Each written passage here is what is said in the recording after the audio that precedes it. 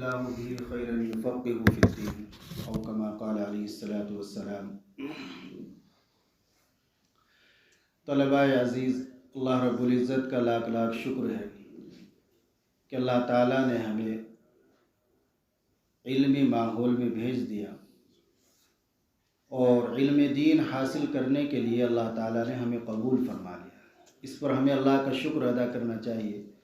یہ سب اللہ ہی کا فضل ہے، اللہ ہی کا کرم ہے، اپنا کوئی کمال نہیں ہے۔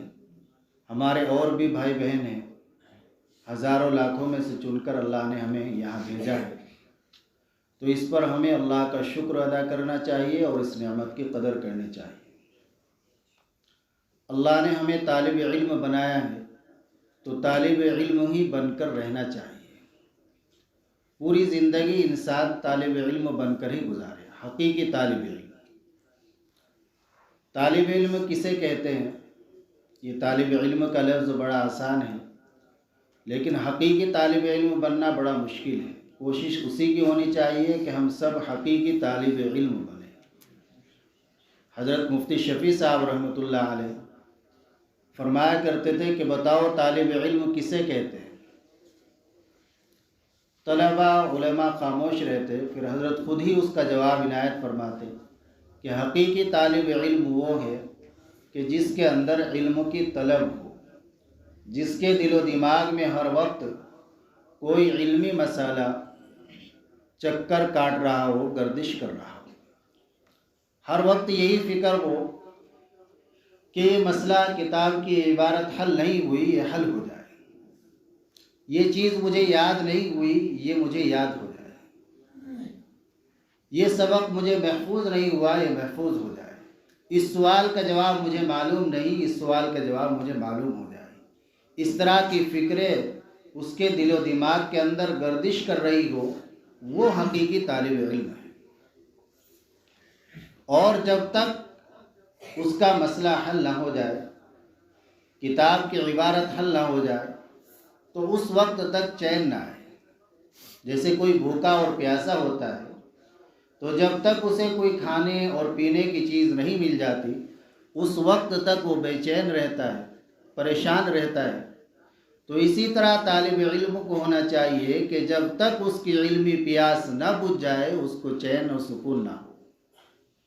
ایسا ہمیں طالب علم بننا ہے اور ہمیشہ طالب علم ہی بن کر رہنا ہے۔ چاہے کتنے بھی بڑے بن جائیں، کچھ بھی پڑھانے کو مل جائے، تب بھی طالب علم۔ اپنے بڑوں کا جو نظریات ہیں، ان کے جو اخلاق ہے، ان کے جو اوصاف ہے، انہیں پڑھنا چاہیے اور اسی کے مطابق اپنی زندگی گزارنی چاہیے۔ اللہ کا خوب شکر ادا کریں، جتنا بھی شکر ادا کریں گے اتنا ہی علم میں اضافہ ہوگا۔ حضرت امام اعظم ابو حنیفہ رحمہ اللہ فرماتے ہیں کہ جب بھی مجھے کوئی علمی بات معلوم ہوئی اور کوئی علمی مسئلہ معلوم ہوا تو میں نے اللہ کا شکر ادا کیا، فازداد علمی، میرا علم بڑھ گیا۔ تو ہمیں بھی سبق یاد ہو جائے، کتاب کی عبارت سمجھ میں آ جائے، استاد محترم نے سبق سمجھایا گیا وہ سمجھ میں آ جائے، تو اللہ کا شکر ادا کرے، استاد محترم کا بھی شکر ادا کرے۔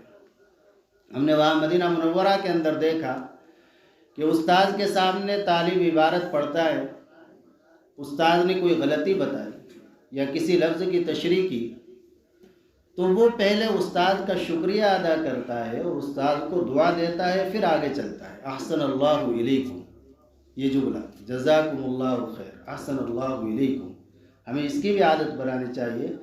اس سے انشاءاللہ دونوں قلب کا جوڑ پیدا ہوگا، طالب اور استاد کے دل کا جوڑ پیدا ہوگا، تو اللہ تعالیٰ استاد کے دل پر بھی ایسی باتیں القا فرمائیں گے اور ان سے ایسی باتیں کہلوائیں گے جو ہمارے لیے مفید ہوگی۔ ہمیں اللہ سے مانگنا چاہیے۔ حدیث پاک میں، ترمذی شریف میں روایت ہے، حضرت ابو ہریرہ رضی اللہ تعالی عنہ راوی ہیں، اللہ کے نبی صلی اللہ علیہ وسلم یہ دعا پڑھا کرتے تھے، اللہم انفعنی بما علمتنی وعلمنی ما ينفعنی وزدنی علما والحمد للہ علی کل حال واعوذ باللہ من حال اہل النار۔ یا اللہ، جو آپ نے مجھے علم عطا فرمایا اسے میرے لیے نافع بنا دیں، وہ علم نافع ہو، علم ضار نہ ہو۔ اصل علم حقیقی علم وہی ہے جو علم نافع ہو، جس سے انسان خود بھی نفع اٹھائے، یعنی اس کے تقاضے پر عمل کرے اور دوسروں تک پہنچائے، یہ علم نافع ہے، اور جس سے مقصود صرف اللہ کی رضا ہو، کوئی اور چیز مقصود نہ ہو۔ اصل یہی ہونا چاہیے کہ ہمارے پڑھنے پڑھانے کے اندر اخلاص ہر عمل کی روح ہے، ہر عمل کی روح۔ بغیر اخلاص کے کوئی عمل مقبول اور مفید نہیں ہوگا عند اللہ۔ جیسے کوئی جاندار چیز ہے، انسان ہے یا کوئی حیوان ہے، تو اس کی ایک باڈی ہوتی ہے، جسم ہوتا ہے، ایک اس کے اندر روح ہوتی ہے۔ تو اگر اس باڈی سے روح کا تعلق ختم ہو جائے تو اس باڈی کی کوئی حیثیت نہیں رہتی، اس کا نام بھی لوگ تبدیل کر دیتے ہیں، اس کو مردار کہتے ہیں۔ انسان ہے، اس کو دفن کر دیتے ہیں، جانور کو بھی جنگل میں ڈال دیتے ہیں، لیکن جب تک اس کے اندر روح ہے تو اس کی بڑی حیثیت ہے، کروڑوں کی حیثیت ہے۔ تو ایسے ہی عمل کی روح اخلاص ہے۔ جب تک عمل میں اخلاص ہوگا، کوئی بھی عمل ہو، پڑھنا ہو، پڑھانا ہو، تو اس کے اندر جان ہوگی، عند اللہ وہ مفید ہوگا، مقبول ہوگا۔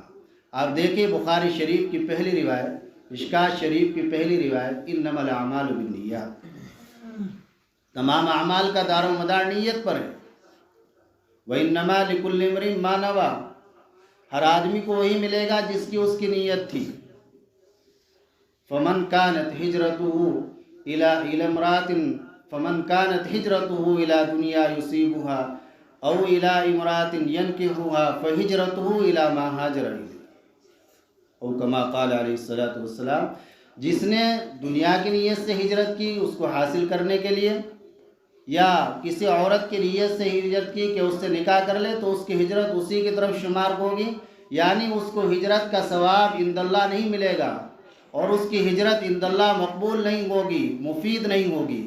اب یہاں غور کرنے کی بات ہے کہ جب ہجرت جیسا عمل جس میں انسان اپنا وطن چھوڑ دیتا ہے، اپنا مال و متاع چھوڑ دیتا ہے، اپنے اہل و عیال کو چھوڑ دیتا ہے، وہ بغیر اخلاص کے عند اللہ مقبول نہیں، تو یہ پڑھنا پڑھانا بغیر اخلاص کے کہاں مقبول ہو جائے گا؟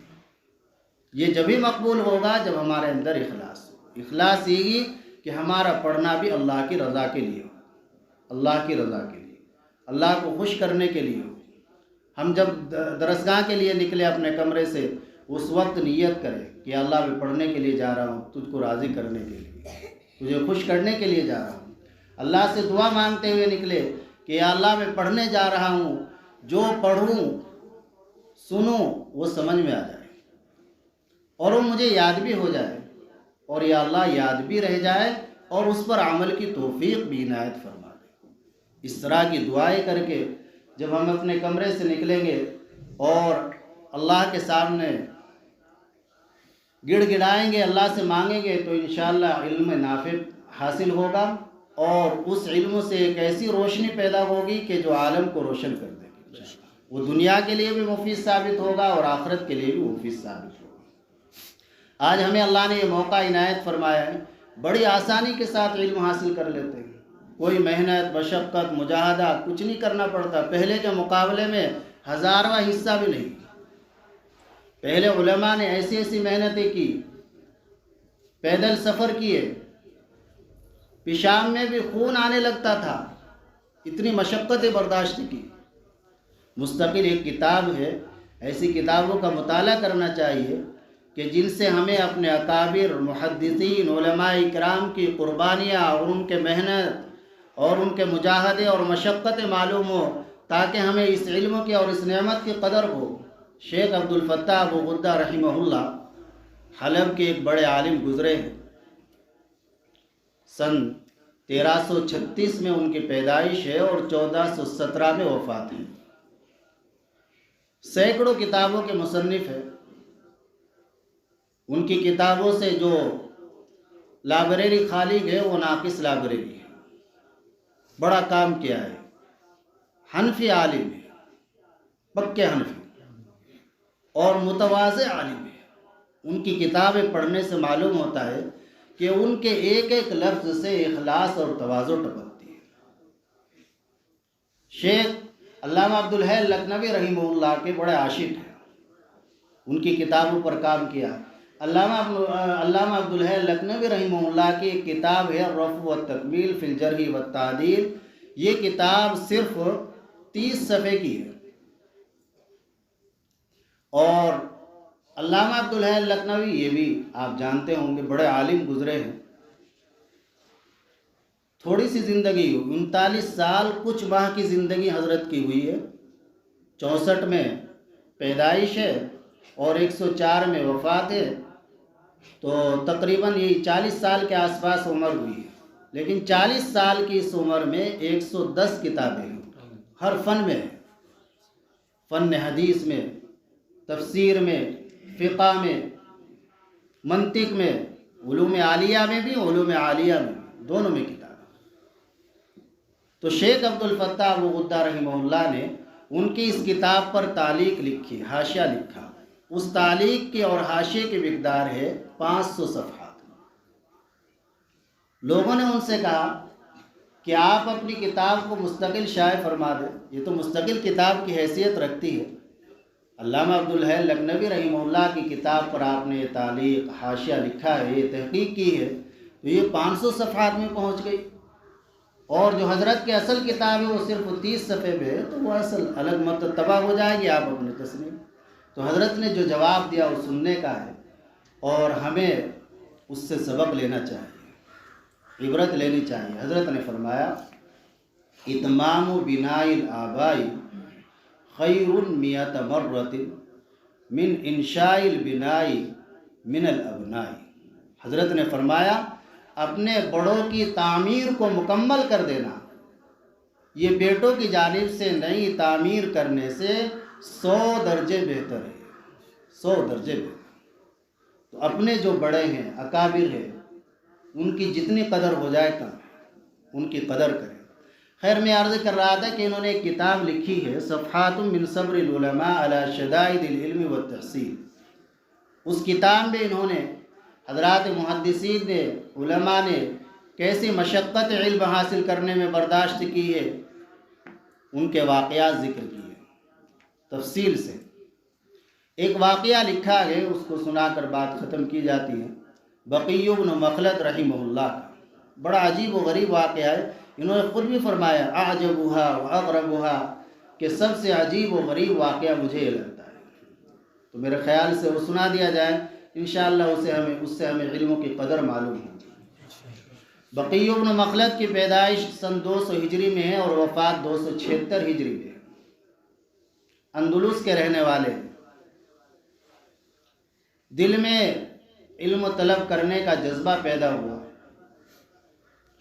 اور یہ دل میں خیال پیدا ہوا، یہ امنگ پیدا ہوئی کہ اس وقت کے جو بڑے امام ہیں حضرت امام احمد ابن حنبل رحمہ اللہ، جو بغداد میں رہتے ان سے علم حاصل کروں گا، اور اندلس سے پیدل سفر شروع کر دیا، سواریوں کا انتظام نہیں تھا، ہزاروں میل کا سفر کر کے بغداد کے قریب پہنچے، کسی سے معلوم کیا کہ امام احمد ابن حنبل رحمہ اللہ کی رہائش کہاں ہے، ان سے ملاقات کر لی،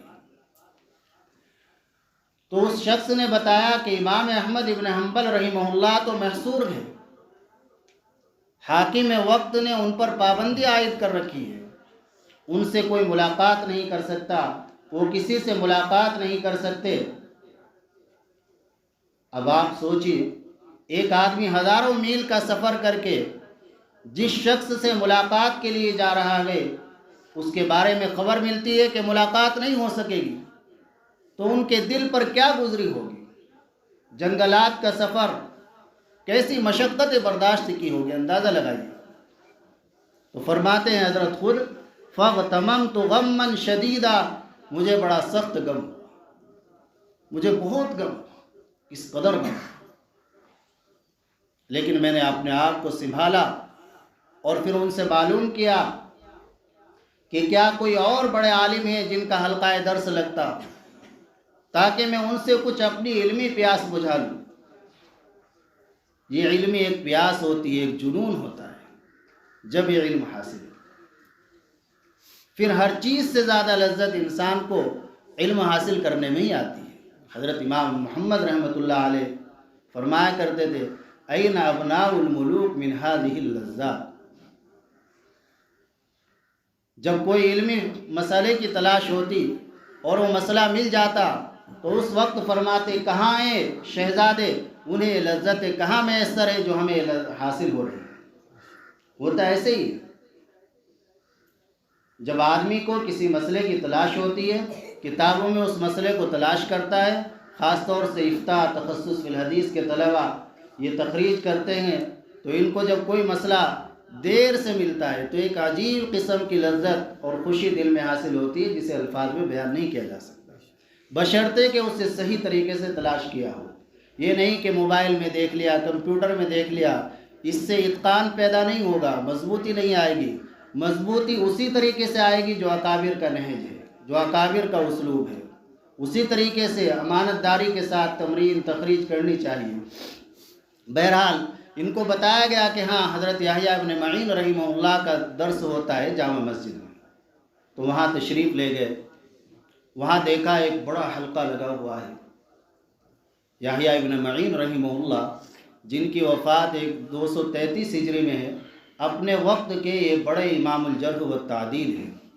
دو ساتھی ہیں، علی بن المدینی جو امام بخاری رحمۃ اللہ علیہ کے مشہور و معروف استاد ہیں۔ امام بخاری رحمۃ اللہ علیہ جن کے بارے میں فرماتے ہیں کہ میں نے اپنے نفس کو کسی کے سامنے کبھی چھوٹا نہیں سمجھا سوائے کس کے، علی بن المدینی کے، مستصغرت نفسی الا علی۔ تو یہ علی بن المدینی، علی بن المدینی کی وفات 234 ہجری میں، تو ایک ہی زمانے کے۔ امام احمد بن حنبل کی 241 میں ہے، معاصر ہے سب۔ یحییٰ بن معین رحمہ اللہ کا درس ہو رہا ہے، درس کے بعد وقت دیا گیا سوال جواب کا۔ یہ سلسلہ بھی ہونا چاہیے، سبق ہونے کے بعد، سبق ختم ہو جانے کے بعد 5-10 منٹ طلباء کو ایسے دی جائے کہ اس میں وہ سوال کرے، طالب علم بھی عاجزی کے ساتھ سوال کرے، استاد کے ذہن میں اس وقت جواب ہو، جواب عنایت فرما دے، نہیں تو بعد میں اس کا جواب دے دے۔ اس میں نہ طالب علم کو برا لگنا چاہیے نہ اساتذہ کو، انشاءاللہ اس سے علم کے اندر نکھار پیدا ہوگا، جلا پیدا ہوگا اور اللہ کے لیے یہ علم ہوگا۔ اس میں یہ نہیں کہ کوئی چھوٹا ہے جواب نہیں دیا گیا، نہیں کسی کو، بلکہ لا ادری کہنا یہ بڑے ہونے کی علامت ہے۔ امام مالک رحمۃ اللہ علیہ سے مسائل معلوم کیے گئے، آپ نے پڑھا 39 مسائل، تو اکثر میں لا ادری کہہ دیا، اور لا ادری کہنا یہ تو سنت نبوی ہے، حضور نے بھی لا ادری کہا ہے، جبریل علیہ السلام نے بھی لا ادری کہا ہے۔ تو لہذا اگر ہمارے سے کوئی چیز، کوئی مسئلہ معلوم کیا جا رہا ہے تو آپ بلا تحقیق اس کا جواب نہ دے، بلکہ اس کے بارے میں پہلے تحقیق کر لے، تحقیق نہیں تو ان کو بتا دے کہ کل بتاؤں گا یا بعد میں معلوم کر لینا۔ لا ادری کہنا یہ کوئی عیب نہیں، خوبی ہے۔ خیر، یحییٰ بن معین رحمہ اللہ کے درس میں جب سوال و جواب کا سلسلہ شروع ہوا تو فرماتے ہیں کہ میں بھی کھڑا ہوا اور میں نے معلوم کیا کہ ایک راوی ہیں ہشام بن عروہ، ان کے بارے میں آپ کی کیا رائے ہے؟ تو یحییٰ بن معین رحمہ اللہ نے ان کی توثیق کی کہ وہ ثقہ راوی ہے۔ پھر میں دوسرا سوال کرنا چاہتا تھا تو حلقے میں موجود طالبین نے مجھے بٹھانا چاہا اور اشارہ کیا کہ آپ بیٹھ جائیے یرحمک اللہ، آپ کے علاوہ اور بھی موجود ہیں۔ میں نے کہا کہ نہیں، میرا اصل جو سوال ہے وہ تو باقی ہے، صرف ایک سوال کرنا ہے۔ سوال یہ کہ امام احمد بن حنبل رحمہ اللہ کے متعلق آپ کی کیا رائے ہے؟ تو حضرت یحییٰ بن معین رحمہ اللہ، آپ اندازہ لگائیے، معاصر ہے، اور سوال ہوا ہے ایسے شخص کے بارے میں کہ جن پر بادشاہ وقت اور حاکم وقت کا عتاب ہے، وہ ان سے ناراض ہے۔ تو اس وقت تو اگر کوئی ہوتا تو اولاً تو یہ کہہ دیتا بھائی ان کے بارے میں مت پوچھو، ڈر لگتا ہے، اور یا پھر اگر اور زیادہ کچھ کمی ہوتی کہتا برائی بیان کرنے شروع کر دیتے۔ حضرت یحییٰ بن معین رحمہ اللہ نے فوراً جواب دیا، مجھ جیسے سے امام احمد کے بارے میں سوال کرتے ہو؟ میرے جیسے سے سوال کیا جا رہا ہے؟ وہ امام المسلمین، وہ تو مسلمانوں کے امام ہیں۔ تو یہ فرماتے ہیں بقی بن مخلد رحمہ اللہ کہ ان کی زبان سے یہ سننے کے بعد میرے دل کے اندر اور عظمت عقیدت بڑھ گئی، اور میری جو علمی آگ تھی وہ اور بلند ہو گئی کہ اب تو مجھے ان سے علم حاصل کرنا ہی ہے، حدیث ان سے لینی ہی ہے۔ چنانچہ اب میں نے ایک کمرہ لیا اور اس میں اپنا سامان رکھا اور لوگوں سے معلوم کرنا شروع کر دیا کہ آپ مجھے امام احمد بن حنبل رحمہ اللہ کا مکان بتا دے کہاں ہے۔ بہت سے لوگوں نے منع کر دیا کہ نہیں، ہم نہیں بتا سکتے، ان پر پابندی ہے، مصیبت میں پڑ جائیں گے آپ بھی اور ہم بھی۔ ایک شخص تیار ہوا اس شرط پر کہ میں آپ کو امام احمد بن حنبل رحمہ اللہ کی گلی میں لے جاتا ہوں جس مکان میں وہ محصور ہے، اور چپ رہنا، بولنا کچھ نہیں، میں اشارہ کر دوں گا اور بس۔ چنانچہ ایسا ہی ہوا، اشارہ کر دیا، یہ واپس آ گئے مکان دیکھ کر، اچھی طرح سمجھ گئے، اور اگلے دن فقیروں کی ہیئت بنائی، جیسے مانگنے والوں کی ہیئت ہوتی ہے، فقیری لباس پہنا، جو ایک فقیر کی، ایک مانگنے والے کی حیثیت ہو سکتی تھی، وہ مکمل طور سے اختیار کی، اور حضرت امام احمد بن حنبل رحمہ اللہ کے دروازے پر پہنچ کر دستک دی، اجرکم علی اللہ۔ اندر سے 1-2 درہم آیا، فرمایا اس کی ضرورت نہیں، مجھے تو علم کی ضرورت ہے، حدیث کی ضرورت ہے، آپ مجھے 1 حدیث یا 2 حدیث سنا دیں۔ حضرت نے فرمایا کہ میں تو پریشانی میں ہوں ہی، آپ بھی پریشانی میں پڑ جائیں گے، ایسا نہ کریں۔ فرمایا کہ نہیں، آپ 1-8 حدیث مجھے سنا دیا کریں۔ چنانچہ حضرت بھی تیار ہو گئے، اور یہ روز فقیر بن کر حضرت امام احمد بن حنبل رحمہ اللہ کے دروازے پر آ جاتے اور 1 حدیث 2 حدیث سن کر چلے جاتے۔ اسی طرح سلسلہ چلتا رہا، یہاں تک کہ تقریباً 300 حدیثیں ان کے پاس جمع ہو گئی۔ تو اس طرح عزیز طلبہ، ہمارے اکابر نے علم حاصل کیا ہے جو آج ہمیں اتنی آسانی کے ساتھ مل رہا ہے۔ پھر اللہ کی قدرت، اس حاکم کا جو امام احمد بن حنبل رحمہ اللہ سے ناراض تھا، انتقال ہو گیا، دوسرا حاکم آیا، وہ امام احمد بن حنبل رحمہ اللہ سے خوش تھا، تمام پابندیاں ہٹا دی، اور امام احمد بن حنبل رحمہ اللہ کا درس شروع ہو گیا، سبق شروع ہو گیا۔ چنانچہ ایک بڑا حلقہ امام احمد کے رحمہ اللہ کے درس میں شریک ہوا، اور بقی بن مخلد بھی تشریف لائے، پیچھے جگہ ملی۔ حضرت نے فرمایا حقیقی طالب علم تو یہی ہے، اس کو آگے بڑھا۔ اور پھر ایسا رشتہ اور تعلق مضبوط ہوا کہ بقی بن مخلد بیمار ہوئے۔ یہ استاد شاگرد کا ایک مقدس رشتہ ہوتا ہے، اس کی قدر کرنی چاہیے جانبین سے۔ تو حضرت ان کی عیادت کے لیے تشریف لے گئے، جس ہوٹل میں، جس منزل میں ان کا قیام تھا، وہ منزل کا مالک بھی امام احمد بن حنبل رحمہ اللہ کو دیکھ کر حیرت میں گیا کہ اتنے بڑے امام میرے یہاں آ گئے۔ تو اس طرح ہمارے بڑوں نے یہ علم حاصل کیا ہے، بڑی محنت اور مشقتوں کے ساتھ۔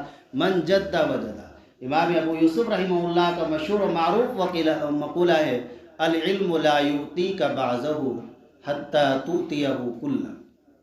علم تمہیں اپنا بعض حصہ بھی اس وقت تک نہیں دے گا جب تک کہ تم اپنے کل کو اس کے حوالے نہ کرو۔ ابھی بھی آپ جو آپ کے اساتذہ اکرام ہیں، ان کی محنتوں کو دیکھو، کیسی محنت ہے۔ ہم نے اپنے اساتذہ کی محنت کو دیکھا، بالخصوص حضرت شیخ یونس صاحب نور اللہ مرقدہ، ان کا نام آپ نے سنا ہوگا، جن کو عرب بھی تسلیم کرتا ہے، عجم تو مانتا ہی۔ ان کی زندگی بھی دیکھنے کے لائق، قابل رشک۔ شادی بھی نہیں کی، بس علم حاصل کرنے میں لگے۔ ایسے اور بھی علماء گزرے ہیں، انہوں نے ہی شیخ عبد الفتاح غدہ رحمہ اللہ نے ایک کتاب اور لکھی ہے، العلماء العزاب الذین آثروا العلم علی الزواج۔ وہ علماء کے جنہوں نے شادی پر علم کو ترجیح دی، 36 علماء کے نام جمع کیے ہیں اس میں۔ تو ہمارے حضرت شیخ یونس صاحب رحمۃ اللہ علیہ نے بھی علم کو ترجیح دی، کیسی محنت کی، کیسی مشقت کی۔ مظاہر علوم میں علم حاصل کرنے کے لیے آئے تو 11 سال بعد تشریف لے گئے اپنے گھر جونپور میں، 11 سال بعد۔ امام ذہبی رحمہ اللہ کا نام سنا ہوگا، ان کے بارے میں ہم نے پڑھا تھا کہ 7 سال بعد گھر تشریف لے گئے تھے۔ تو یہ سب حالات ہیں۔ امام علامہ حضرت شیخ یونس صاحب نور اللہ مرقدہ پڑھانے کے زمانے کی ایسی محنت، پڑھنے کی تو ہے، حضرت سنایا کرتے تھے کہ نسائی شریف کی عبارت پڑھ رہا تھا، سینے میں درد ہوا، میں نے کہہ دیا کہ چاہے سینہ پھٹ جائے لیکن عبارت نہیں روکوں گا، پڑھتا رہا۔ بڑے حالات آئے، بیماری آئی، طالب علمی کے زمانے میں فرماتے تھے کہ مجھے اندازہ نہیں تھا کہ میری زندگی اتنی ہو جائے گی 80 سال کی، کیونکہ طالب علم کے زمانے میں بہت بیمار رہے، لیکن اللہ نے وہ کام لیا، وہ خدمت ان سے لی کہ آج عرب بھی رشک کرتا ہے۔ بڑی خدمات، ان کی جو تصانیف آ رہی ہے آپ ان کو پڑھیے، ان سے ان کی علمی سطح کا اندازہ ہوگا۔ دبراس الساری بخاری شریف کی شرح کئی جلدیں آ گئی، الیواقیت الغالیہ اس میں سوال جواب ہے حدیث سے متعلق۔ تو یہ بھی ہمارے پاس اس طرح کی کتابیں ہونی چاہیے، اور ہمارے اکابر نے جیسی محنتیں کی ہے ہمیں بھی ایسی محنتیں کرنی چاہیے۔ اللہ وہی ہے، سب کا اللہ ہے، جس اللہ نے ان کو نوازا وہ ہمیں اور آپ کو بھی محروم نہیں کریں گے، لیکن شرط یہ ہے نوازنے کے لیے کہ محنت کی جائے، اخلاص کے ساتھ، تواضع کے ساتھ، تقوی کے ساتھ، اساتذہ کے ادب و احترام کے ساتھ۔ اللہ تعالی ہم سب کو عمل کی توفیق عطا فرمائے۔ وآخر دعوانا الحمدللہ رب العالمین۔ اللهم اجعل صلواتك ورحمتك وبركاتك على سيد المرسلين إمام المتقين وخاتم النبيين محمد عبدك ورسولك إمام الخير وقائد الخير ورسول الرحمة، اللهم ابعثه مقاما محمودا يغبط به الأولون والآخرون۔ اللهم صل على محمد وعلى آل محمد كما صليت على إبراهيم وعلى آل إبراهيم إنك حميد مجيد۔ اللهم بارك على محمد وعلى آل محمد كما باركت على إبراهيم وعلى آل إبراهيم إنك حميد مجيد۔ ربنا ظلمنا أنفسنا وإن لم تغفر لنا وترحمنا لنكونن من الخاسرين۔ ربنا آتنا في الدنيا حسنة وفي الآخرة حسنة وقنا عذاب النار۔ ربنا لا تزغ قلوبنا بعد إذ هديتنا وهب لنا من لدنك رحمة إنك أنت الوهاب۔ اللهم إنا نسألك علما نافعا، اللهم إنا نسألك علما نافعا ورزقا واسعا وعملا صالحا متقبلا وشفاء من كل داء۔ اللهم إنا نعوذ بك من علم لا ينفع ومن دعاء لا يسمع ومن قلب لا يخشع ومن نفس لا تشبع ومن هؤلاء الأربع۔ اللهم زدنا ولا تنقصنا، اللهم زدنا ولا تنقصنا، وأكرمنا ولا تهنا، وأكرمنا ولا تهنا، وأعطنا ولا تحرمنا، وآثرنا ولا تؤثر علينا، وأرضنا وارض عنا۔ اللهم إنا نسألك حبك وحب من يحبك وحب عمل قد يبلغنا إلى حبك۔ اللهم إنا نسألك عيشا قارا ورزقا دارا وعملا بارا۔ لا إله إلا الله الحليم الكريم، سبحان الله رب العرش العظيم، الحمد لله رب العالمين۔ نسألك موجبات رحمتك وعزائم مغفرتك والغنيمة من كل بر والسلامة من كل إثم، لا تدع لنا ذنبا إلا غفرته ولا هما إلا فرجته ولا حاجة هي لك رضا إلا قضيتها يا أرحم الراحمين۔ مولا کریم ہم اپنے تمام گناہوں سے توبہ کرتے ہیں، الہی ہماری توبہ کو قبول فرما دیجیے، اس وقت تک کے تمام گناہوں کو معاف فرما دیجیے، آئندہ گناہوں سے بچنے کی توفیق نصیب فرما، گناہوں سے نفرت پیدا فرما، طاعات کی محبت نصیب فرما۔ مولا کریم اپنی کامل محبت عطا فرما، یا اللہ اپنی کامل رضا اور خوشنودی نصیب فرما، اپنے نبی پاک صلی اللہ علیہ وسلم کی کامل محبت نصیب فرما، آپ کا کامل اتباع نصیب فرما۔ یا اللہ ہمارے مدارس، مکاتب، خانقاہوں اور مراکز کی حفاظت فرما، غیب سے ان کی ضروریات کو پورا فرما۔ یا اللہ اس مدرسے کو اپنے بارگاہ میں قبول فرما، یا اللہ اس مدرسے کے طلباء کو، یا اللہ اساتذہ اکرام کو، منتظمین کو، معاونین کو، سب کو اپنے بارگاہ میں قبول فرما، تمام شرور و فتن سے حفاظت فرما۔ یا اللہ ہم سب کو علم نافع عطا فرما، یا اللہ ذہنوں کو کشادہ فرما، یا اللہ حافظوں کو طویل فرما دے، یا اللہ حافظے کو مضبوط فرما دے، یا اللہ اپنی رضا اور خوشنودی نصیب فرما دے، یا اللہ ہمارے رگ رگ کے اندر اخلاص پیدا فرما دے، ہمارے رگ رگ کے اندر ایمان کی، علم کی نورانیت پیدا فرما دے۔